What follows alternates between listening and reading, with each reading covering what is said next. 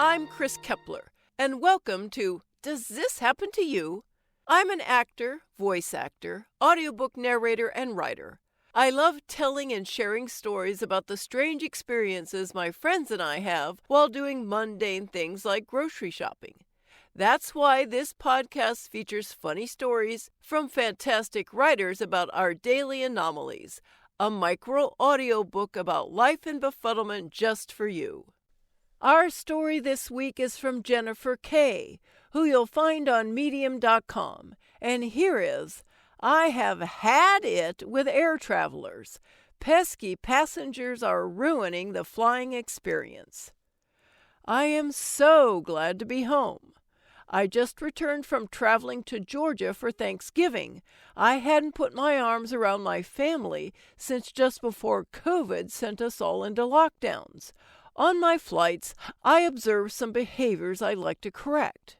Before I dive into my list of offenses here, let me start by saying that I suffer from blood clots, so I always purchase an aisle seat to be less disruptive to other passengers. I also tend to upgrade to premium economy if I can so that I have a little extra room, even though I'm tiny. I don't like being touched by strangers. I try to be a respectful seatmate, and I expect the same in return. Now, for the rant. If we could all just agree to the following, that'd be great. 1. You've paid for a seat, generally just one seat, and it's going to give you approximately 18 to 23 inches of personal space to the front and sides for your comfort needs during the flight. Granted, that's not much space, but it's going to have to make do since you bought one ticket. Since I also paid for one seat, I would really like it if you would remain within your allotted 18 or so inches and not extend your body parts into my personal space, which you did not pay for. This goes for your feet, elbows. I will get into the dynamics of the middle seat flyer momentarily. Hands and head. I really should not have to tell you this. You learned in kindergarten to keep your hands to yourself, right? 2. For the love of everything holy, sit still, people, especially the men. I swear it looks like a group of 5-year-olds that have to pee. Between the jiggling legs, which are really disruptive in close quarters, the leaning back and forth between the screen and your seat, and the constant shifting of position, I really began to wonder if you all had ants in your pants. We're all uncomfortable on a cross-country flight. If you need to get up and move around, politely ask your seatmate to stand up and take yourself for a walk. You do not need to do calisthenics in your seat.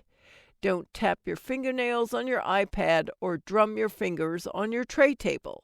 I'm literally inches away from you. I have read the same sentence in my book 15 times now, and I would like to hurt you. 3. Is it possible to stand up from your seat without touching the headrest of the person in front of you? I am sick of having my head yanked backward by some creep who thinks the only way he can get up out of his seat is by pulling back on mine. I have mastered the art of standing up without touching any seat but my own. You can too. And stop kicking my seat from behind. I look back to see if there's a tall person seated behind me before I think about reclining my seat. Give me some courtesy for not making you uncomfortable. 4. The unlucky stiff who gets the middle seat controls the center armrests. Both of them, period.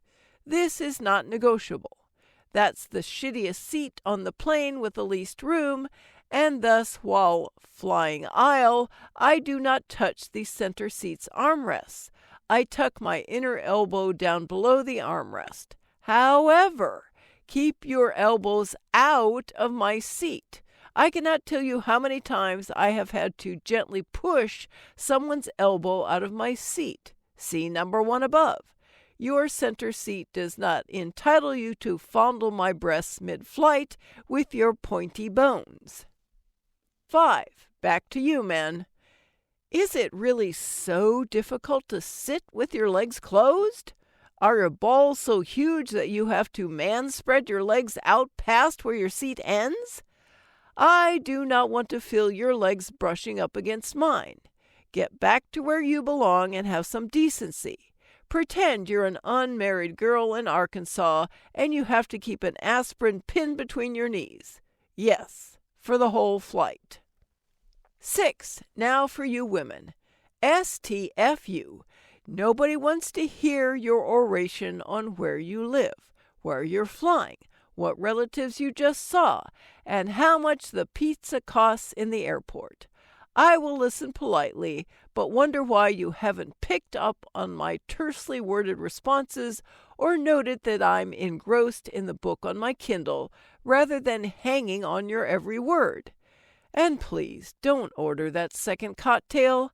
I'm judging you, and so is the flight attendant, because we both know you can't handle your liquor and you're going to become even more obnoxious. Upon landing, refrain from commenting rudely on the air quality at your destination. That is someone's home you're disparaging. We all know you think you live in a better town, but really, stop talking, Karen. 7. Speaking of alcohol, you are not in a cocktail bar. Do not rattle the ice in your plastic cup as if you're about to roll the dice for craps. Repeatedly. If your drink is empty, give the cup to the flight attendant carrying a big trash bag.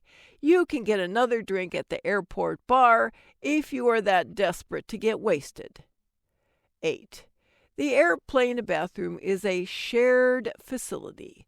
That means when you approach the door, you must look at the little tag that shows occupied in red or vacant in green before tugging furiously at the door, trying to dislodge it while I am in there pulling up my pants.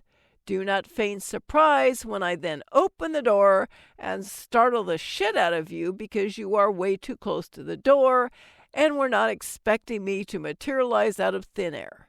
You are a Philistine. 9. We're all entitled to one carry-on and a personal item. If you brought 2 carry-on items, you had better figure out where you're going to put it because you're sure as hell not taking my space in the overhead bins, and I'm not going to put my carry-on in the back of the plane when I've paid for a dedicated overhead bin near my seat. Check that extra bag, please. And Karen, it was your decision to place your hat in the overhead bin. You do not need to commandeer everyone else's attention to make sure it doesn't get crushed by the other luggage. If you don't want it crushed, hold it on your damn lap. The overhead bin is not a hat rack. 10. For all the parents of young children out there, heaven bless you. I do not blame you for the fact that your child is screaming uncontrollably. You are not bad parents, but please, I beg of you, do as the wonderful young couple on today's flight did and get your baby a bottle or a pacifier as the plane begins its descent.